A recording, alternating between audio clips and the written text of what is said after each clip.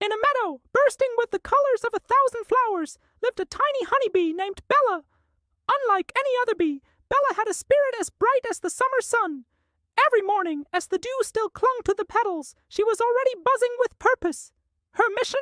To gather the sweetest nectar for her colony, ensuring they would be safe and warm when winter's cold breath swept across the land. From sunrise to sunset, she danced from flower to flower, a tiny fuzzy speck of gold against the vibrant green. Each drop of nectar she collected was a promise, a tiny piece of the future she was building for her family. But not everyone in the meadow shared Bella's work ethic.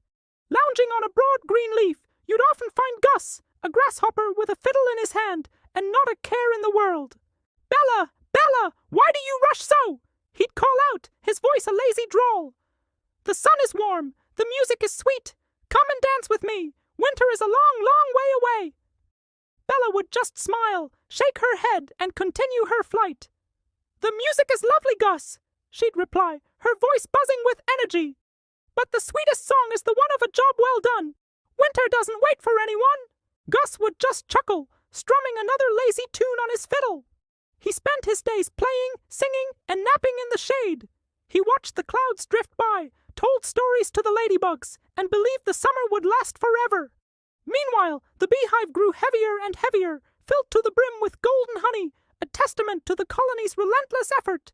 Bella and her sisters worked as one, a symphony of buzzing wings, each bee playing her part in their grand plan for survival. The scent of honey, rich and sweet, filled the air around the hive, a fortress of warmth and sustenance.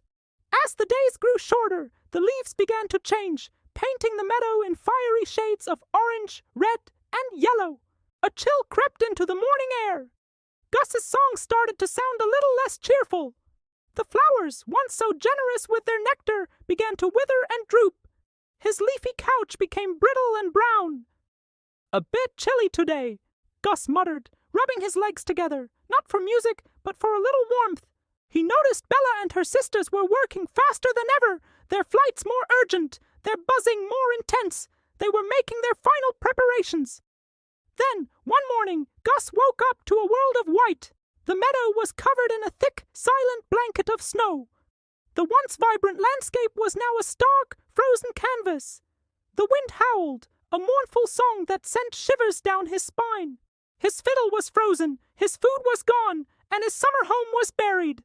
Hunger gnawed at his belly, a cold, sharp pain that was far worse than the winter's chill. He was alone, weak, and filled with a regret so heavy it felt like a stone in his stomach.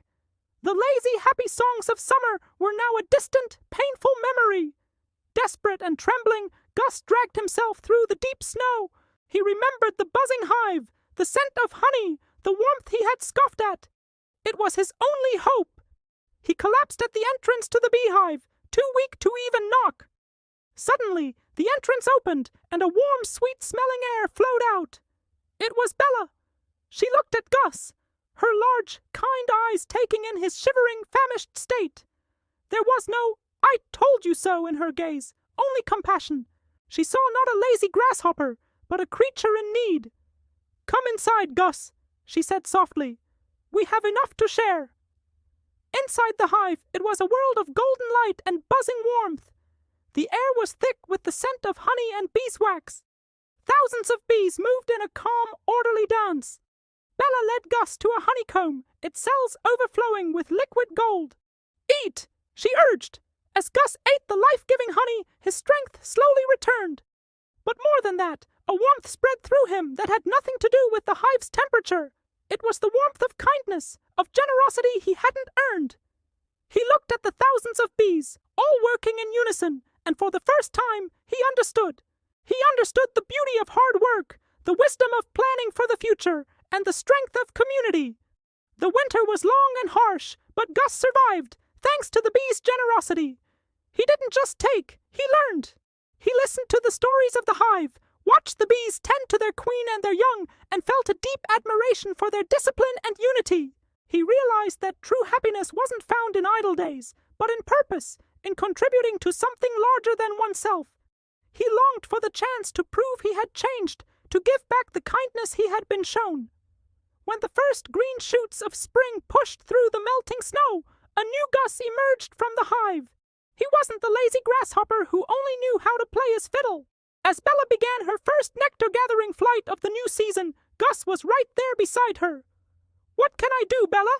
he asked, his voice earnest and strong. "How can I help?" Bella smiled, a genuine, happy smile. "You can help us find the first flowers," she buzzed. "Your eyes are sharp, and you know the meadow better than anyone." And so, a new partnership was formed. Gus, with his knowledge of the meadow, would scout for the richest patches of flowers, guiding Bella and her sisters. He learned to help pollinate, to protect the hive from intruders, and to share his music not as a distraction, but as a celebration of their shared work at the end of a long day. He learned that everyone has a talent, and the greatest joy comes from using that talent to help others. The bee and the grasshopper, once opposites, became the best of friends, a living example that it's never too late to learn, to change, and to build a better future together. Thank you so much for joining us on this journey with Bella and Gus. If their story touched your heart, please give this video a thumbs up and subscribe to our channel for more tales that warm the soul. We'd love to hear what you think in the comments below. Until next time, keep buzzing and be kind.